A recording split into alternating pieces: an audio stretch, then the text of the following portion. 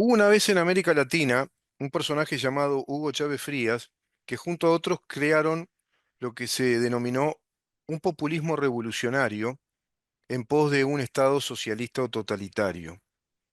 La nueva institucionalidad democrática a la que hace referencia Hugo Chávez Frías constituye una suerte de fundamento del populismo revolucionario que el ex coronel aspiraba a expandir por todo el hemisferio continental y se basaba en una idea: democracia participativa. Asumía características muy particulares: el debilitamiento de las instituciones del Estado de Derecho, en suma, el incremento de la discrecionalidad del gobierno, concentrando el poder y relativizando al Estado de Derecho, y una fuerte disminución de las libertades personales. Otra de las características, la creación de nuevos delitos. ¿No te suena muy parecido lo que el Frente Amplio va planteando en las bases programáticas? ¿No te suena parecido lo que el Frente Amplio ya legisló en esos 15 años consecutivos de gobierno? ¿No te suena parecido lo que están proponiendo los distintos integrantes del Frente Amplio? Concentrar riquezas en el Ejecutivo, más impuestos, Fiscalía General de la Nación, ahora con una Auditoría General de la Nación como proyecto, Ministerio de Justicia y Derechos Humanos, que concentre toda la actividad de la justicia del Estado en manos del doctor Jorge Díaz. Está con nosotros Nahuel Esperanza, que viene tratando este tema desde Venezuela y que es nada más y nada menos que un modelo muy parangonable, muy comparable con el que está desarrollando Uruguay, porque Venezuela desarrolló digamos, un proceso histórico, yo te diría, similar en muchos aspectos. Nahuel, gracias por estar con nosotros. Viene una nueva entrevista para el programa, quién es el entrevistado y esos cambios institucionales que fueron dando cuenta de esto, ¿no? Que narré a partir de este libro, La democracia defraudada. Excelente libro. Dos autores, un argentino y un chileno, expertos, cientistas sociales, investigadores, periodistas de investigación. Muchas gracias, Rubén, por la invitación. Sí, totalmente preocupante la situación acá en Uruguay, en un país en el cual hay prácticamente un consenso de todo el sistema político en que se cree un Ministerio de Justicia. Efectivamente, si el partido gobernante es el Frente Amplio durante el próximo periodo, el ministro sería Jorge Díaz, mismo hacedor de la actual ley del Código de Proceso Penal actual, que Ujú, justamente lo que hizo fue centralizar a Fiscalía en el Poder Ejecutivo, lo ujú. cual ya fue bastante preocupante allá en su momento, por el año 2017, y bueno, podríamos decir que entró en pausa el avance de ese modelo y ahora volvería a retomarse ese modelo a través de la creación de un Ministerio de Justicia. Claro. Ministerio que le faltan muchas críticas, tanto desde el Frente Amplio como desde la coalición gobernante, como de los nuevos actores políticos, que le Mm, haría bien a nuestro país que haya más crítica y más discusión, más debate sobre este sí, Ministerio de Justicia. ¿Qué potestades tendría? Las experiencias en otros países. claro. Justamente las experiencias en Venezuela pueden servirnos quizás de espejo o reflejo de hacia dónde se está buscando apuntar a Mm, través de este modelo de socialismo del siglo XXI, el mm, cual empezó a implementarse en Venezuela ya por el año 99. Estamos hablando de 25 años atrás. Y claro. justamente en el día de hoy con quien tenemos la entrevista es Ujú, con Eduardo Torres, quien es mm, un abogado venezolano que ha defendido casos de perseguidos políticos, de presos políticos, de sindicalistas en Venezuela, ha logrado en algunos casos librar a algunos de los presos, en otros casos no, ha tenido casos en los cuales han estado incomunicados sus defendidos y también nos va a comentar específicamente cómo es complicado para los abogados en Venezuela defender justamente a los perseguidos políticos y cómo fueron creando enmiendas, cómo fueron modificando artículos de la Constitución para claro, que justamente sea cada vez más difícil defender a los perseguidos políticos en Venezuela. claro. En el programa de hoy específicamente, Eduardo nos va a comentar un poco de lo que fue los primeros cambios en la ley en Venezuela para ir implementando este modelo de a poco, ya desde el año 99 e inicio de los 2000, y en Mm, los posteriores programas vamos a ir profundizando más específicamente en todo lo que es la parte judicial y cómo fue que se pervirtieron las instituciones en Venezuela. claro, claro, claro. La falta de garantías de un debido proceso, la falta de garantías judiciales con el debilitamiento del Poder Judicial como tal, ¿no? Como poder. Interesante el testimonio que nos vas a permitir entonces ver, Nahuel, en esta primera parte sobre un jurista venezolano que precisamente da cuenta de ese debilitamiento del arte de la defensa porque está debilitado el Poder Judicial y las garantías judiciales desde un proceso que fue politizando, ideologizando a la justicia y concentrando todo ese poder en el Poder Ejecutivo. Muchas gracias, Nahuel, y vamos a seguir, por supuesto, con este tema. Ahora viene precisamente todo el informe, ¿eh? Ahora viene el informe que Nahuel presentó y vamos a estar muy atentos a ver qué dice este ciudadano venezolano cuyo nombre es Eduardo Torres es su Eduardo nombre. Torres. En el programa de hoy vamos a empezar a comprender un poco el fenómeno y en los próximos programas vamos a seguir profundizando más Bien, específicamente en todo lo que es la parte de la justicia. Ahora bien, nos va a comentar un poco de su vida, de su experiencia, para que vayamos entendiendo cómo empezaron los cambios y claro. luego vamos de lleno con el tema de la justicia. Y me quedo con eso también, que puede ser un tema a tratar, me quedé con eso que planteaste, la falta de masa crítica respecto a un Ministerio de Justicia y Derechos Humanos, así se va a llamar, porque ese apéndice no es poca cosa. De justicia y derechos humanos, que no hay masa crítica, no se está abordando el tema con seriedad, como otros tantos temas que están desarrollados en el programa Bases Programáticas del Frente Amplio, que también sería bueno ir cotejando, ¿no? Con esos procesos que nos vas a ir mostrando que se dieron en Venezuela. Muchísimas Justamente, gracias, un Nahuel. ejemplo de lo que vos decís, Rubén, si me permitís un Ujú, segundito, es como en Venezuela aplican leyes contra terroristas, lo que llaman las leyes antifascistas, que en el programa de gobierno del Frente Amplio de lo que hablan es discursos de odio y sí, de censurar los discursos de odio. sí. Eso es un peligro. Tanto vos como yo, lo que estamos haciendo, si un gobierno lo cataloga como discurso de odio, nos cortan la libertad de expresión, nos Sí. coartan la libertad de expresión. Es peligrosísimo Y podemos ponerse perder ya la por esa. libertad también, ¿eh? Porque tienen pena de prisión. Hasta podemos perder la libertad porque ya configuran delitos la mera actividad periodística de crítica, de uso crítico, de masa crítica, de análisis, de tener la libertad de manejar distintas perspectivas del tema. Ellos utilizan lo que dicen Nahuel ya en las bases programáticas, la posibilidad o la eventualidad de tipificar delitos como incitación al odio. ¿No? O ese tipo de delitos que son muy vagos, además, y que no obedecen a las ciencias jurídicas penales como tales. Vamos a hablar después de ese tema también. ¿Qué tipos de delitos hay? ¿Cuáles son las naturalezas delictivas? Tanto por el grado de las penas, los delitos que son considerados leves, los delitos graves y los crímenes, que son los más graves.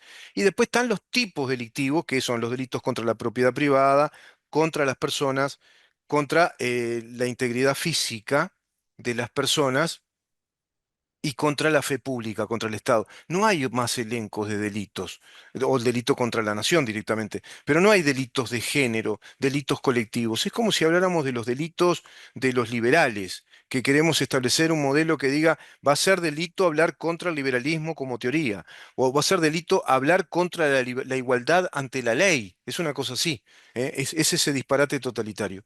Nahuel, vamos a ese primer informe que recién es el punto de partida de lo que se viene, ¿no? Después, respecto a ese proceso en Venezuela que es terrible y nos está reflejando desde un futuro, ¿no? Es algo así como la crónica del futuro anunciado. Esperemos que no, en Uruguay. Nahuel, te mando un gran abrazo y la seguimos en la próxima. Ahora queda el informe, ¿eh? Vamos a ver todo ese informe que nos presenta con experticia periodística Nahuel Esperanza. Estamos con el abogado Eduardo Torres, quien nos ayudará a comprender la evolución histórica que han tenido los procesos judiciales, las normas en Venezuela, para que podamos comprender qué es lo que sucede actualmente en Venezuela y desde dónde viene. Muchas gracias, Eduardo, por brindarnos esta nota. Gracias, Nahuel, estimada audiencia, para nosotros muy importante. Con eso nuestro mensaje de solicitud, de solidaridad hacia el pueblo de Venezuela puede llegar a sus países y eso para nosotros es vital en estos momentos. Eduardo, primero que nada te consulto. ¿Podrías hacer una pequeña presentación tuya? ¿Cuál es tu experiencia profesional? ¿A qué te dedicas? ¿Cómo estás vinculado políticamente con la situación de Venezuela? ¿Cuál es tu área de expertise? Yo soy abogado egresado de la Universidad Central de Venezuela en el año 2009, de tal forma que en el año 2007, cuando se dio un movimiento en Venezuela durante todo ese año, primero por la libertad de expresión, porque se comenzó a cerrar medios de comunicación empezando por un canal que se llamaba RCTV. Nosotros luchamos como estudiantes en ese momento por la libertad de expresión y a finales de 2007 nos tocó seguir en las calles para defender la Constitución de la República Bolivariana de Venezuela, que quería ser cambiada a través de una reforma en ese momento. Esa fue una lección que ganó el pueblo venezolano, acompañado de su juventud, de sus estudiantes en ese entonces. Impecable, Eduardo. Bueno, comentanos un poco cómo empezó este proceso chavista. ¿En qué año es que empezó lo que se conoce como este proceso bolivariano, proceso chavista o de socialismo del siglo XXI aplicado a lo que es la evolución democrática de Venezuela? ¿En qué momento inició? ¿En qué momento se ven los primeros cambios en la ley por los cuales podés empezar a detectar que algo no estaba yendo bien? En el año 1998, Hugo Rafael Chávez Frías gana ese proceso electoral. Inmediatamente al año siguiente impulsa lo que fue el proceso constituyente. De allí se generó la Constitución de la República Bolivariana de Venezuela del año 99. Pero a partir del año siguiente ya comienzan algunos signos de autoritarismo, de comenzar a desarrollar algunas leyes, incluso al margen de la Constitución, que tenían que ver con el control de la educación de los niños. Esa fue la primera lucha que se dio en Venezuela, con Mis hijos no te metas. Paralelamente, en el movimiento universitario fueron tomadas las universidades autónomas del país. En nuestro caso nos tocó defender como jóvenes la Universidad Central de Venezuela, que fue tomada durante varios meses. A partir de allí vinieron muchos desarrollos de luchas electorales. Vino el referéndum revocatorio de 2004, en donde en principio nosotros decimos, los factores democráticos, que se ganó ese proceso y que Chávez perdió el referéndum revocatorio, pero allí tuvimos la primera elección fallida y los resultados lo dieron en las madrugadas del día siguiente. A partir de allí empezamos un ciclo en donde lamentablemente no habíamos tenido el músculo para organizar a las fuerzas sociales necesarias para defender los procesos electorales. Ratificó el año 2007, donde se dio un proceso de cierre de medios de comunicación. Se buscó cambiar la Constitución del 99, que había recibido aportes de los diferentes sectores de la sociedad. En mi condición de abogado considero que es una constitución garantista, y es por ello que en el año 2007 Hugo Chávez trató de modificar casi 70 artículos. Y pongo un ejemplo. Uno de los artículos que se pretendió modificar era uno que le permitiera al Estado y específicamente al gobierno, a través de los órganos de seguridad, de policía, a incomunicar ciudadanos en momentos especiales para el país, a incomunicarlos, a negarles la posibilidad de abogados y toda esa situación, que si bien en el año 2007 defendimos la Constitución, eso no fue aprobado. Fíjense ustedes cómo años después es lo que estamos viviendo ahorita con la justicia en Venezuela, con las últimas patrones, donde hay detenciones arbitrarias, desaparición forzada.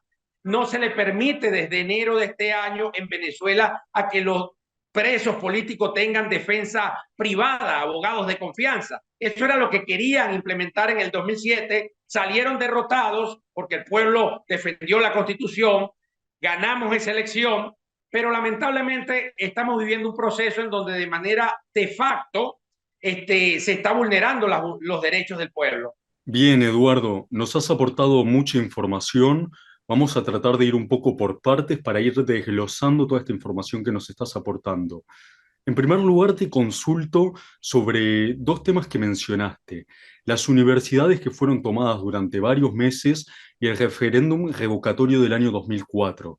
¿En qué consistía exactamente ese referéndum? Y también te consulto cuál era la metodología por la cual fueron tomadas las universidades. Por ponerte un ejemplo y para que lo tengas en cuenta, acá en Uruguay tenemos, por ejemplo, el fenómeno de las ocupaciones, que son sindicatos que ocupan los centros educativos y no permiten que se estudien.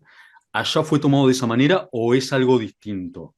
Fueron ocupaciones violentas. Recuerdo yo en el año 2001, teníamos un rector, Giuseppe Giannetto, un movimiento de supuesta reforma universitaria, pero liderado por estudiantes, algunos trabajadores que eran afectos en ese momento a Chávez de manera violenta, tomaron el rectorado de la Universidad Central de Venezuela. Históricamente, esos procesos de toma de universidades, yo a nivel latinoamericano no puedo remontarlos a Cuba. Ese proceso luego del 59, tomaron la Universidad de La Habana. Un poco esos calcos se han aplicado. En Venezuela trataron de aplicarlo en 2001, pero afortunadamente para la propia universidad, para las fuerzas democráticas de este país, se logró rescatar no solo la Universidad Central de Venezuela, sino otros como la Universidad de Oriente, la Universidad de Carabobo, la Universidad de los Andes.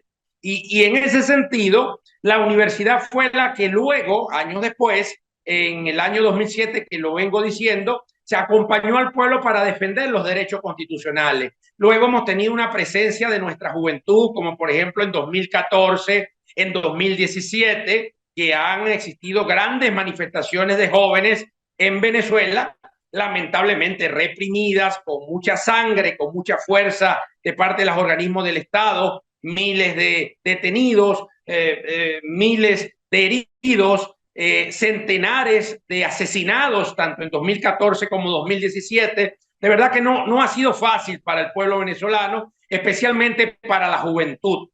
Y en ese sentido, pensábamos que la juventud estaba relegada en los actuales momentos de tan golpeada que está, y sin embargo, en este proceso que vivimos en Venezuela, hoy 2024, que fue un proceso democrático, constitucional, electoral, la juventud estuvo presente en los diferentes roles que se tuvieron de cara a la elección del pasado 28 de julio. Me comentás que en el 2007 se dio el proceso de cierres de medios de comunicación y se buscó cambiar la Constitución del año 99.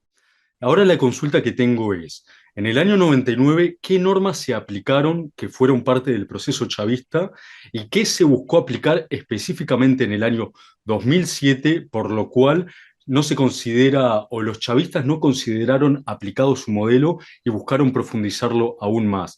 De la mano de esto te consulto cuáles fueron las leyes específicas del control de la educación, de qué manera fue que fueron cooptando o se intentó cooptar la educación. En el año 99 se aprueba la Constitución, que luego es tratada de modificar por parte de Chávez y su movimiento. No lo logró. Al final salió derrotado. En el año 2007, uno de los elementos que él quería cambiar era la reelección indefinida, la posibilidad de reelegirse indefinidamente en los cargos del poder público. Es importante este elemento para los pueblos latinoamericanos, para que no se permita esta aberración. Si un funcionario puede reelegirse indefinidamente en un cargo público, entonces el Estado termina convirtiéndose en el gobierno, en el partido del gobierno, que es lo que tenemos en Venezuela, porque los gobernantes terminan apoderándose de la cosa pública, de los dineros que son del pueblo, para hacer su propia campaña. Entonces, todo ese proceso es muy perverso. Pero en el año 2007 salió derrotado. En el año 2008 impulsaron un proceso ya no de reforma, sino de enmienda constitucional, y no cambiaron ya los 70 artículos que pretendían y que no pudieron por la elección popular, lo hicieron a través de una enmienda, y un solo artículo cambiaron para que le permitiera no solo a Chávez, sino también a los gobernadores, a los alcaldes, reelegirse indefinidamente en el país. Eso es parte de los problemas que nosotros tenemos en la actualidad. Gobernantes eternos que se atornillan en sus cargos y que tienen todos los recursos del Estado disponibles para hacer su vida, para hacer del poder su aspecto personal. Eso lamentablemente lo vivimos en Venezuela. Otros procesos, como el que tiene que ver con el educativo, también lo dije desde el comienzo, el año 2001, trataron de implementar diversas leyes que fueron enfrentadas por las madres, por los movimientos, y que mantuvieron una resistencia del pueblo venezolano. Últimamente es que hemos tenido algunas otras leyes regresivas. Es decir, luego de 2013, 14, 15, luego del fallecimiento de Hugo Chávez, llega al poder Nicolás Maduro. Y entonces, como lo ha definido Provea, Venezuela ha tenido los últimos 10 años más oscuros en materia de derechos humanos, con vulneraciones graves, que es lo que nosotros estamos viviendo en la actualidad, con leyes que tienen que ver como la ley del odio, la ley precisamente de terrorismo, que es una de las que lamentablemente se está aplicando, y ha dicho la ONU, hay un abuso crónico en la aplicación de la legislación de terrorismo. Entonces, en Venezuela antes del 28 de julio teníamos 300 presos políticos con la aplicación de esas leyes y otros artículos establecidos en el Código Penal, y luego del 28 de julio, de acuerdo a las declaraciones del propio Maduro, tenemos en este periodo corto de tiempo 2.200 nuevos presos políticos, a los cuales a todos se les está aplicando la legislación de terrorismo. Se continúa con el abuso crónico de la aplicación de esta ley.